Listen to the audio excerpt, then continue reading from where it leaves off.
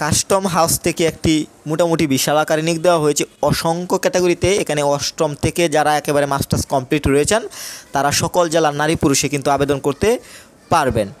তো এখানে লিঙ্কটি দেখতে পাচ্ছেন www.dch.gov.bd, এটি হচ্ছে অফিসিয়াল লিঙ্কটি কিন্তু আমার ভিডিও ডিসক্রিপশনে পেয়ে যাবেন। এছাড়াও সার্কুলারটি প্রকাশিত তারিখ 16/3/2023। তো এই তারিখে কিন্তু সার্কুলারটি প্রকাশ করা হয়েছে। এছাড়াও এখানে দেখতে পাচ্ছেন একজন প্রার্থী কেবল একটি পদে আবেদন করতে পারবেন, একাধিক পদে কিন্তু আপনি চাইলে আবেদন করতে পারবেন না।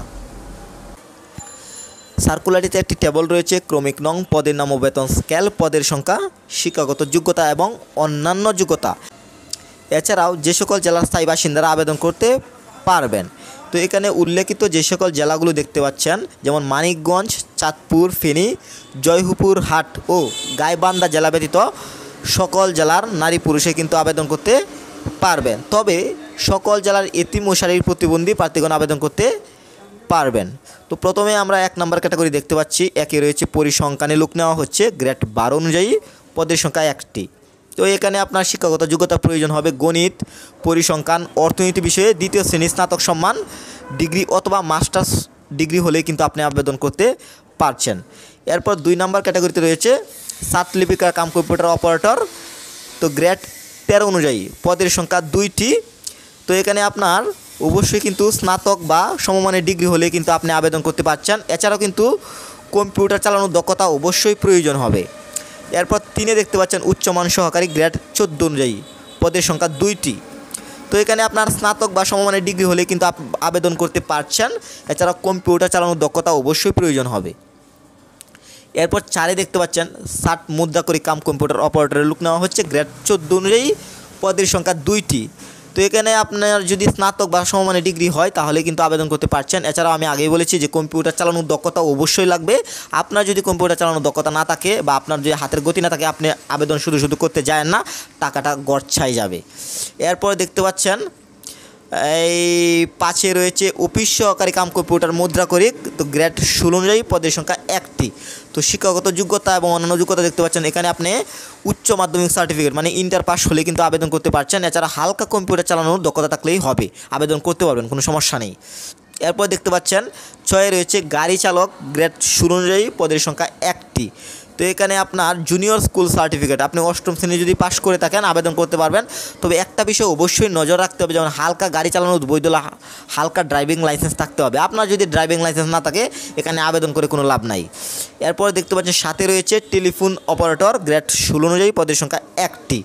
তো এখানে আপনার উচ্চ মাধ্যমিক সার্টিফিকেট, তো আপনি যদি ইন্টার পাস করে থাকেন আবেদন করতে পারবেন। এরপর দেখতে পাচ্ছেন 8 নম্বর মোস্ট ইম্পর্ট্যান্ট সিপাহি পদে লোক নেওয়া হচ্ছে, গ্রেড 17 অনুযায়ী, পদের সংখ্যা 35টি, অসংখ্য লোক নেওয়া হচ্ছে।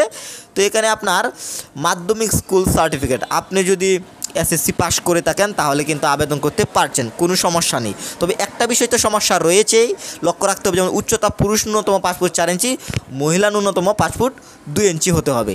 তো এখন আপনার উচ্চতা যদি 5 ফুট 2 ইঞ্চি হয়ে থাকে পুরুষদের ক্ষেত্রে, তাহলে তো আপনি আবেদন করে কোনো লাভ নাই, আবেদন করলেও কোনো লাভ হবে না, পরবর্তী সময় আপনাকে বাতিল করে দেওয়া হবে। তাই আবেদন করতে যাবেন না যাদের লম্বা একটু কম রয়েছেন।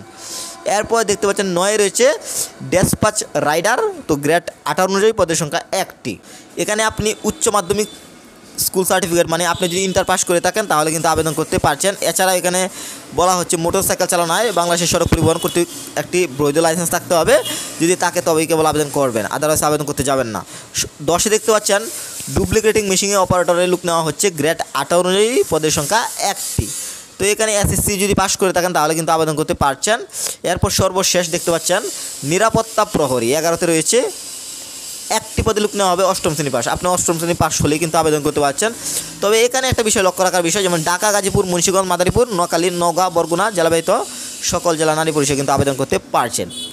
তো এই হচ্ছে আপনার ক্যাটাগরিগুলো। এখন আমি বলে দেব আবেদনের সময়সীমা, কত টাকা পেমেন্ট করতে হবে, টেলিটক প্রিপেড সিমের মাধ্যমে পুরো বিস্তারিত সংক্ষিপ্তভাবে তুলে ধরবো। তাই বোঝার সাথে কিন্তু অবশ্যই ভিডিওটি শেষ পর্যন্ত দেখতে থাকুন।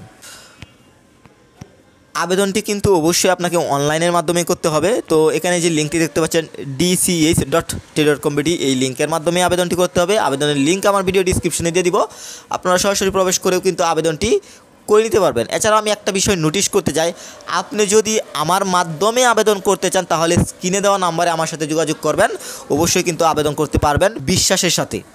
তো অনলাইনে আবেদনপত্র পূরণ ও পরীক্ষার ফি জমাদান শুরু তারিখের সময় 23/3/2023, আপনারা 23 তারিখ থেকে কিন্তু আবেদনটি করতে পারবেন সকাল 9টা থেকে।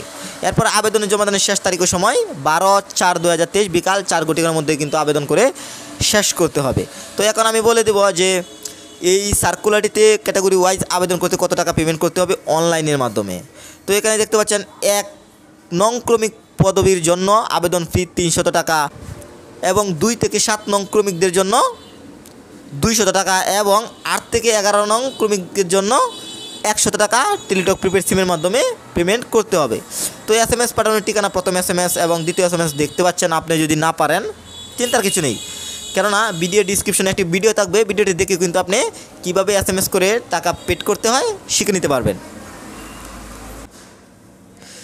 এই পুরো সার্কুলারটি যার দায়িত্বে রয়েছে Lubana Yasmin, deputy commissioner, custom house, Dhaka. তো সবশেষে আমি আবারও বলছি, আপনি যদি আমার মাধ্যমে আবেদন করতে চান তাহলে অবশ্যই স্ক্রিনে দেওয়া নাম্বারে আমার সাথে যোগাযোগ করবেন, আমি বিশ্বাসের সাথে আপনাদেরকে আবেদনটি করে দিব। সবাই ভালো থাকবেন, আল্লাহ হাফেজ।